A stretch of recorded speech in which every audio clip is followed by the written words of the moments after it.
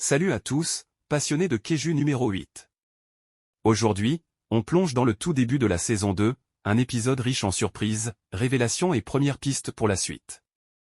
Je vais vous révéler 7 secrets, easter eggs et théories que vous n'avez probablement pas remarqués, même en y jetant un coup d'œil averti. Accrochez-vous, ça va secouer. L'épisode s'ouvre sur un flashback poignant, Kafka enfant, trempé de sueur, aidant son père orateur à parler des Keiju. Un moment intime que l'on croyait révolu, mais qui revient pour un sacré rappel émotionnel, la passion de Kafka pour la protection, même fragilisée par ses échecs. Puis on revient au présent, un briefing urgent est annoncé. Un Keiju évolué a touché Tokyo à un nouvel ennemi, hybride, entre reptiles et humanoïdes.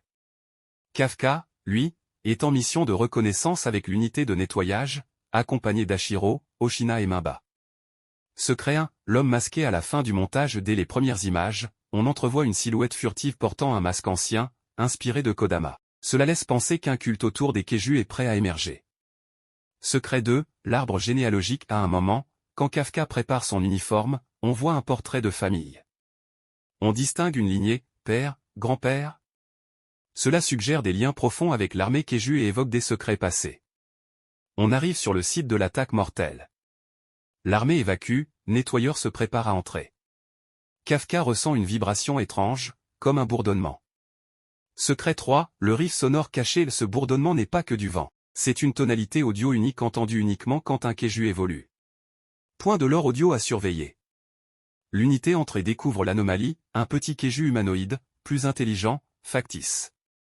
Kafka est dégoûté que l'armée le capture pour étude. Secret 4, le tag 47B sur le bras du Keiju. Un lettrage discret. Cela pourrait indiquer que l'armée mène des expériences codées, une piste inquiétante.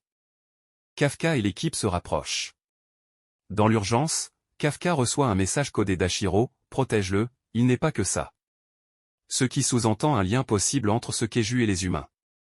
Secret 5, l'expression du Keiju. Contrairement aux bêtes sauvages, celui-ci a un regard quasi humain. Les animateurs n'ont pas oublié d'y ajouter une lueur d'intelligence. Pendant l'attaque, Kafka repense à ses erreurs passées. Il agit avec détermination. Soudain, il entend son signal personnel résonner, il active la forme Keiju numéro 8 de manière furtive. Secret 6, le marquage sur son cou. Il ressemble exactement à celui des Keiju hybrides capturés. Théorie, Kafka pourrait être une expérimentation échappée, ou un hybride de naissance. L'épisode culmine avec Kafka stoppant la créature par la force pure. Son cœur de défenseur reprend le dessus. Mais au moment de révéler son identité, il s'effondre, inconscient. Secret 7, la vision fragmentée. Dans son sommeil, on voit un flash de forêt, une femme inconnue lui murmurant « Souviens-toi ». Cela promet un mystère parental ou d'origine cachée. Pour la suite, j'ai 2 pistes. Kafka découvre ses origines. Est-il un testé humain sorti d'un laboratoire militaire? Ou son lien avec le Keiju évolué va l'entraîner dans un nouveau conflit? Fun fact 1, le Keiju capturé a un tatouage qui pourrait être une référence au symbole de la défense de Nagoya, introduit dans le manga. Fun fact 2, le bourdonnement sonore correspond à 528 Hz ou une tonalité connue pour « résonner avec l'ADN », c'est fou. Fun fact 3, dans la version manga, cette scène a été retravaillée pour donner plus de puissance visuelle à la silhouette masquée. En résumé, cette saison démarre fort.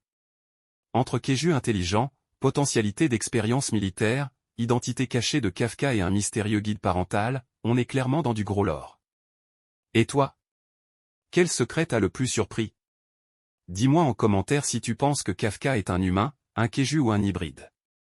N'oublie pas de t'abonner, liker et activer la cloche pour ne rien rater de mes analyses Keiju numéro 8. Bon visionnage, et préparez-vous, on n'a pas fini d'entendre son cri. Un détail souvent négligé dans les premiers épisodes d'une saison, c'est l'évolution de la bande originale. Mais ici, les compositeurs n'ont rien laissé au hasard. Dans cet épisode 1, la musique change subtilement de ton, avec des couches sonores plus métalliques, notamment lors des scènes d'action avec le Keiju hybride. Cela suggère une transformation dans l'univers de la série. On quitte peu à peu l'ambiance de découverte de la saison 1 pour entrer dans une phase de guerre psychologique et biologique. Lors de l'apparition de la silhouette masquée, le fond sonore devient atonal, presque oppressant. Le silence est utilisé comme un effet dramatique, exactement comme dans des thrillers comme Attack on Titan ou Tokyo Ghoul.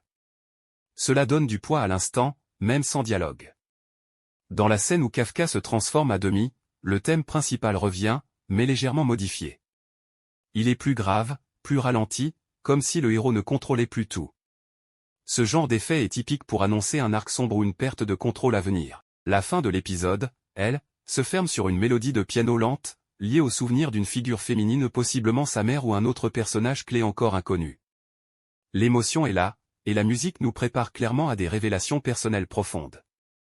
Plusieurs notes musicales. Conclusion, la BO de cet épisode pose les bases d'une identité sonore nouvelle pour la saison 2, plus mature, plus lourde en conséquences, et surtout pleine de tensions intérieures pour Kafka.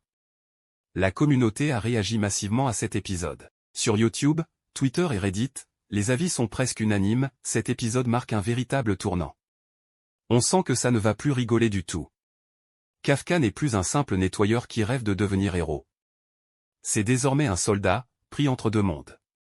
Beaucoup ont été frappés par le ton plus sérieux de cette saison. L'apparition du Keiju humain, une sorte d'enfant modifié, a aussi déclenché une pluie de théories. Certains fans pensent qu'il s'agit clairement d'une expérimentation scientifique.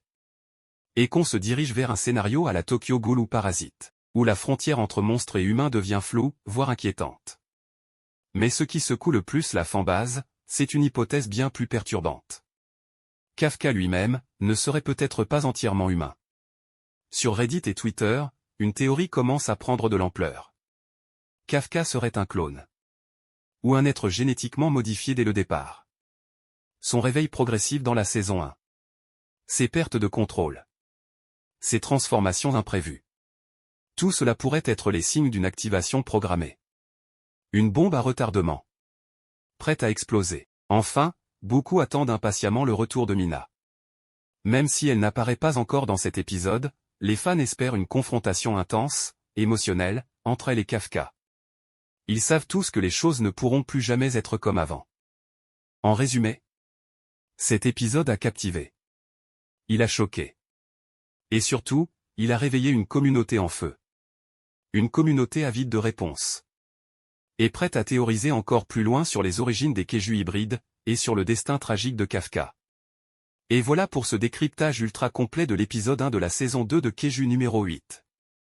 Entre mystère génétique, musique lourde de sens, et une communauté en feu, cette saison démarre sur les chapeaux de roue. Si tu veux que je continue épisode par épisode, ou si tu veux une vidéo théorique complète sur Kafka et l'origine des hybrides, fais-le moi savoir en commentaire. Et surtout, abonne-toi, active la cloche, et prépare-toi, le monde des Keiju ne sera plus jamais le même. À tout moment.